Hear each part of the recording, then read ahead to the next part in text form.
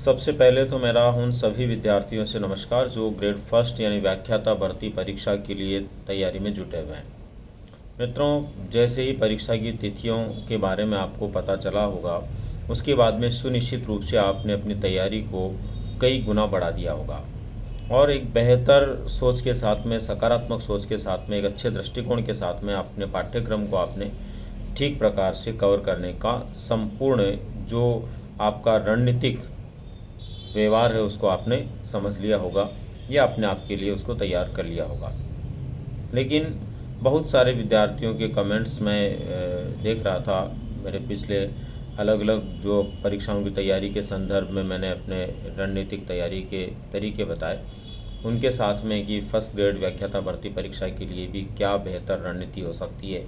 सबसे पहले हमारी ये परीक्षा होने वाली है, तो उसके लिए मैंने कुछ प्रयास किए हैं।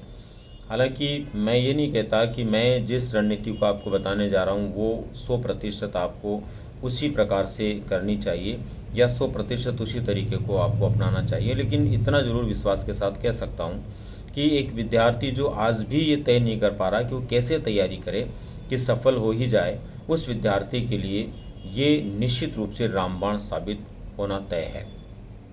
मित्रों, काफ़ी सोचने समझने के बाद में मैंने ये अनुमान लगाया है कि अक्टूबर में यदि आपकी परीक्षा होती है और अक्टूबर में जो निर्धारित तिथि है उसके समय आपकी परीक्षा का यथावत तरीके से कार्यक्रम रहता है, तो दोस्तों आपके पास में बीच में एकदम 4 महीने पूर्ण रूप से हैं। यानी कि जून, जुलाई, अगस्त और सितंबर, ये महीने आपके पास में प्रॉपर तरीके से हैं। इससे कम ज़्यादा समय आपके पास में है वो अलग बात है, पर 4 महीने ये मान के चलें, 120 दिन आपके पास में पूर्ण रूप से हैं। अब दोस्तों 120 दिन में हम क्या करें, क्या हमारी रणनीतिक तैयारी रहे कि हम 120 दिन के माध्यम से ही एक बेहतर परिणाम को प्राप्त कर लें। दोस्तों, एक विद्वान ने कहा है कि जिस व्यक्ति की स्ट्रेटेजी बहुत शालीन होती है उसके रिजल्ट जो होते हैं वो चमत्कृत करने वाले होते हैं, यानी उनके रिजल्ट से चमत्कार निश्चित रूप से आता है। तो हम भी एक शालीनतापूर्ण तरीके से तैयारी के एक नए आयाम को प्राप्त करने का प्रयास करेंगे और कोशिश करते हैं इस रणनीतिक के विचारधारा को समझने की, कैसे हम अपनी तैयारी करें व्याख्याता भर्ती परीक्षा के लिए कि हर हाल में सफल हों ही। दोस्तों, मैंने 120 दिन के कार्यक्रम को इस तरह से आप लोगों के लिए बनाने का प्रयास किया है, जिसमें सबसे पहले तो आप लोगों को ये गौर करना है कि कम से कम 8 से 10 घंटे प्रतिदिन आपकी पढ़ाई होनी चाहिए। मेरी जो रणनीतिक तैयारी की बात मैं कर रहा हूँ, जो रणनीति आपको बताने जा रहा हूँ, वो उस विद्यार्थी के लिए सक्सेसफुल होगी जो कम से कम 8 से 10 घंटे प्रतिदिन पढ़ता है। उससे ज़्यादा पढ़ता है तो और अच्छी बात है, पर 8 से 10 घंटे तो एवरेज वो पढ़ता ही पढ़ता है। ऐसे विद्यार्थी के लिए यह रणनीति बेहतर साबित होगी और जो नहीं भी पढ़ रहा तो उसको सक्सेस के लिए पढ़ने की कोशिश करनी चाहिए। मित्रों, आपको क्या करना है, सबसे पहले तो आपको ये समझना कि व्याख्याता भर्ती परीक्षा के अंदर आपके 2 प्रश्न पत्र हैं, जिसमें एक आपका अपना विषय होता है जिस पर आपकी महारत हासिल होती है। इसीलिए आप उस विषय के अंदर जो है ग्रेजुएशन करते हैं, पीजी करते हैं, तो काफ़ी कुछ आप उसके बारे में जानते हैं, तो वो तो अपना एक विषय है। दूसरा, हमारा जो चयन का सबसे बड़ा आधार होता है वो होता प्रथम प्रश्न पत्र, फर्स्ट पेपर, जिसमें 75 प्रश्न आते हैं 150 अंकों के। ये जो 75 प्रश्न आते हैं ये आपके चयन के लिए सबसे ज़्यादा जिम्मेदार होते हैं। और दोस्तों, सबसे बड़ी बात ये कि फर्स्ट पेपर आपका बड़ा उलझन भरा पेपर है, जिसमें बहुत सारे विषय जोड़े हुए हैं। सबसे बड़ी बात है कि इसमें अलग अलग विषय जोड़ने के बाद भी विषय वस्तु उनकी बहुत व्यापक और बड़ी दी हुई है, लेकिन प्रश्न उनमें से नाम मात्र के आते हैं। ऐसी स्थिति में बड़ी दिक्कत हो जाती है कि किस विषय को पढ़ा जाए, किसको छोड़ा जाए। एक एक प्रश्न जो होता है हमारे भविष्य के लिए महत्वपूर्ण होता है, इसलिए पढ़ना भी अपने को ज़रूरी लगता है। दोस्तों, अब आते हैं सीधे सीधे उस रणनीति पर जो आपको अपनानी चाहिए। मैं ये मानता हूँ कि 120 दिन में भी अगर हम तैयारी करें और इस तरीके से करें तो हमें व्याख्याता बनने से कोई रोक नहीं सकता। हमारा व्याख्याता बनना तय है। सबसे पहले हमें क्या करना है, हमारे पाठ्यक्रम को 2 मूल भागों में बांटना है, फर्स्ट पेपर और सेकंड पेपर। फर्स्ट पेपर के लिए आपको कम से कम 4 से 5 घंटे तय करने हैं और सेकंड पेपर के लिए भी कम से कम 4 से 5 घंटे तय करने। दोनों पेपरों के लिए बराबर अपना टाइम टेबल सेट करना है। फर्स्ट पेपर को भी उतना ही वेटेज देना जितना सेकंड पेपर को। सेकंड पेपर को और फर्स्ट पेपर को वेटेज समान क्यों देना जबकि प्रश्न कम ज़्यादा आएंगे? इसलिए देना दोस्तों कि सेकंड पेपर तो आपका अपना विषय है, इसलिए उस पर आप कम समय लगा करके भी ज़्यादा अचीव कर लेंगे। लेकिन जो फर्स्ट पेपर है उसके अंदर कुछ चीज़ें आपकी हो सकती है, लेकिन कुछ वो विषय भी उसमें शामिल है जो आपके नहीं है, आपने उनको पढ़े नहीं है या उनके बारे में आपको बहुत ज़्यादा समझ नहीं है। तो ऐसी स्थिति में उसको हमें थोड़ा वक्त देना पड़ेगा। तो 4 से 5 घंटे आपने दोनों के लिए तय कर लिए। अब इसके बाद में बात आती है आपको फर्स्ट पेपर की तैयारी कैसे करनी चाहिए। फर्स्ट पेपर को दोस्तों आपको मेरे हिसाब से 6 इकाइयों में बांटना चाहिए। वो 6 इकाइयाँ आपकी क्या क्या होगी? सबसे पहले नंबर पर आप अपने पाठ्यक्रम में मैनेजमेंट सबसे बड़ा हिस्सा होता है, जिसके सबसे ज़्यादा प्रश्न आते हैं, लगभग 15-16 प्रश्न, उसकी इकाई 1 बनानी चाहिए। उसके बाद में दूसरे नंबर पर आपका महत्वपूर्ण विषय इतिहास, और इतिहास की विषय वस्तु में तो इस बार जो बदला हुआ पाठ्यक्रम उसके बाद और भी कुछ जोड़ दिया गया, इसलिए दूसरी पूरी इकाई आपकी इतिहास से संबंधित होनी चाहिए। इसमें से भी मैनेजमेंट के लगभग बराबर ही प्रश्न पूछे जाते हैं। तीसरी इकाई आपको बनानी चाहिए पॉलिटिकल साइंस और आपके करंट अफेयर्स की, ये आपकी तीसरी इकाई आपको बनानी है। चौथी इकाई आपको बनानी है लैंग्वेज की, भाषा है जो आपकी अंग्रेज़ी और हिंदी, इन भाषाओं की एक इकाई बनानी है। पांचवी इकाई आपको बनानी चाहिए मैथ और रीजनिंग की, जो मैथ्स रीजनिंग से संबंधित जो प्रश्न आपके पूछे जाते हैं उनसे संबंधित एक इकाई आपको बनानी है। और छठे नंबर की इकाई आपको बनानी है जनरल साइंस और अन्य जो भी विषय वस्तु आपकी बची है उनकी। दोस्तों इस तरह से आपने 6 इकाइयों में अपने फर्स्ट पेपर को डिवाइड कर लिया। अब करना क्या है, आपको एक इकाई को पढ़ने में आपको 5 दिन लगाने हैं। जैसे आपने फर्स्ट इकाई स्कूल मैनेजमेंट को रखा तो 5 दिन आपको स्कूल मैनेजमेंट पर फोकस करना है, बाकी किसी भी विषय को ध्यान नहीं देना है। 5 दिन तक आपको स्कूल मैनेजमेंट पढ़ना है।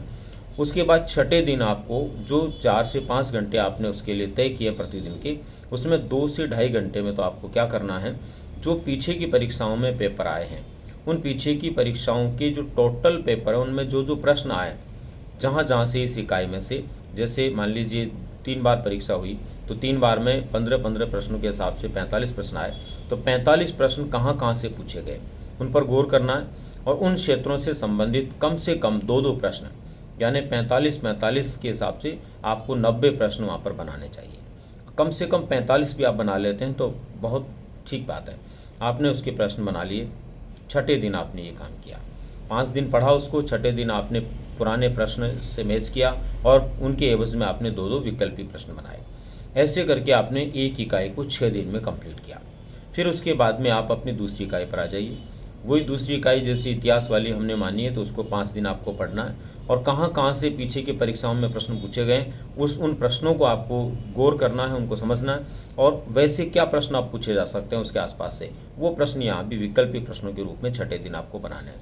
दोस्तों इस तरह से आप जो है पूरी 6 इकाइयों को एक बार कवर करेंगे, उसमें आपको 36 डेज लगेंगे, 36 दिन का समय आपको लगेगा। फिर उसके बाद में आपको क्या करना है, एक बार फिर वापस उसी राउंड को चालू करना है। अगले बार वही 36 दिन आपको लगने वाले हैं। इसका मतलब अगले 36 दिनों के अंदर आपको फिर उसको उसी प्रोसेस से पूरा करना है। और फिर उसके बाद में दोस्तों आपको तीसरा राउंड शुरू करना है।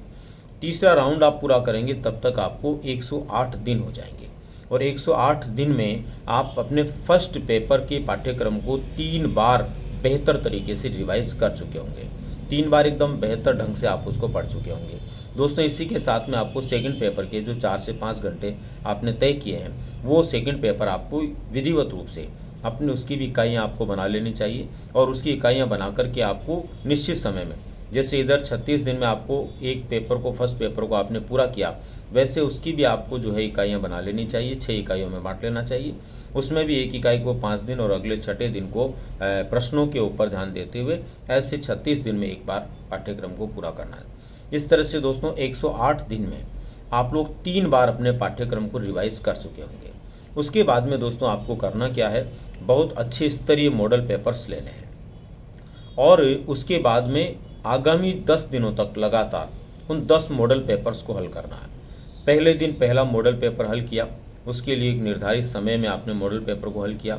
उसके बाद उसके लिए टाइम उतना ही खर्च करना जितना आपको परीक्षा में करना है, पूरा समय उसको देना है, पूरा समय दे करके उसको समझना, हल करना है और फिर उसका आपने आपको मूल्यांकन करना है कि कितने प्रश्न आप ठीक कर पाए। फिर उसके आधार पर आपको उसमें जो गलतियाँ हुई, जो त्रुटियाँ हुई, उसको सुधारने का प्रयास करना चाहिए। ऐसे करके दोस्तों आप लगभग 10 दिन के अंदर 10 मॉडल पेपर फर्स्ट पेपर के और 10 मॉडल पेपर सेकंड पेपर के आप हल कर चुके होंगे।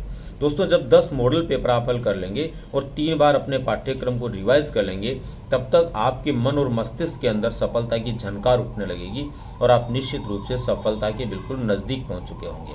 आपको खुद को लगने लगेगा, आपका कॉन्फिडेंस इतना हाई लेवल का हो जाएगा, खुद को लगेगा कि हाँ बिल्कुल मैं सफलता प्राप्त करने ही वाला हूँ। दोस्तों इसके बाद आपको देखिए क्या करना चाहिए। उसके बाद में सीधा सीधा आपको जो समय बचता है, क्योंकि 120 दिन के बाद भी आपके पास समय तो बचना, ये हमने सितंबर लास्ट तक की बात सोची, अक्टूबर में आपका एग्ज़ाम है तो फिर आपके पास समय बचना। फिर आपको उन टॉपिक्स को ढूंढना है जिनको बहुत मेहनत करने के बाद भी अभी भी आप में कुछ कमजोरी रह गई या जिनको आप ठीक से समझ नहीं पाए। उन टॉपिक्स के ऊपर थोड़ा थोड़ा फोकस कीजिए। अगर वो आपके समझ में आ जाते हैं तो उस पर समय खराब कीजिए, और अगर वहाँ पर आपको कोई बात समझ में नहीं आती तो बहुत ज़्यादा उसकी चिंता करने की आवश्यकता नहीं है, बल्कि उन टॉपिक्स को आपको और ढंग से रिवाइज कर लेना चाहिए जहाँ से आपने बहुत अच्छा स्कोर अब तक के टेस्ट पेपर्स में किया है और आने वाली परीक्षा के अंदर कोई भी कमी नहीं रहे और आप वहाँ से 100% सही कर पाएँ। उन टॉपिक्स के ऊपर भी आप फोकस कीजिए। उम्मीद करता हूं दोस्तों 120 दिन की रणनीति के बाद भी आपके पास में कम से कम 10 दिन का समय सब बचेगा, जिसमें आप संपूर्ण पाठ्यक्रम को बहुत बेहतर तरीके से बहुत आसानी से रिवाइज कर पाएंगे। और जब ऐसा कर लेंगे तो निश्चित रूप से आपको सफलता मिल करके रहेगी। तो दोस्तों इस तरह से आप लोगों को विशेष रूप से ध्यान रखना है कि अपना जो पाठ्यक्रम है, अपने पाठ्यक्रम की जो रणनीति है, आपको किस तरह से बनानी है, किस तरह से उस रणनीति के अनुसार आपको तैयारी करनी है और किस तरह से आपको सफलता तक पहुंचना है। मित्रों उम्मीद करता हूं मैं जिस तरीके से आपको बताना चाह रहा था, जिस तरीके से मैंने आपको बताया, आप निश्चित रूप से इस रणनीति को अपनाएंगे तो आपको सफलता मिलना तय है। और इसके अलावा यदि आपने अपनी रणनीति पहले से बना रखी है और इससे भी बेहतर तरीके से आप अपनी तैयारी कर रहे हैं, तो मैं चाहता हूं कि आप उस रणनीति को ही अपनाएं जो आपने खुद ने अपने स्तर पर तैयार की है। क्योंकि कई बार व्यक्ति अपनी स्ट्रेटेजी अपने विवेक से जब बनाता तो और भी बेहतर होती है।